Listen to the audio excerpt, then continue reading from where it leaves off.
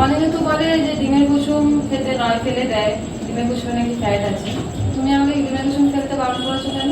কুসুমে অনেক নিউট্রিশন ভ্যালুও আছে। ডিমের কুসুম সুপার ফুড। ডিমের কুসুমে vitamin A, D, E, K, B12 আছে, যেটা তোমার ডিমের কুসুমে হাই প্রোটিন থাকে।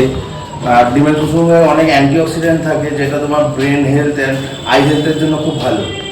কিন্তু যাদের LDL level high, cholesterol level high, তাদের একটা থেকে দুটো ডিমের কুসুম ওকে, তার থেকে বেশি খাওয়া উচিত না। তবে ডিমের কুসুম, আর যারা খুব বেশি পরিমাণে ডিমের খায়, মনে করো 20টা ডিম খাচ্ছে, 15টা ডিম খাচ্ছে, তাদের জন্য 4টে ডিমে একটা কুসুম খাওয়া যায়। 4টে ডিম খাচ্ছে তুমি একটা কুসুম, আর তুমি খাচ্ছই 4টে। এবার মনে করো যারা 12টা ডিম খাচ্ছে, তাদের জন্য তবে 3টে কুসুম ওকে।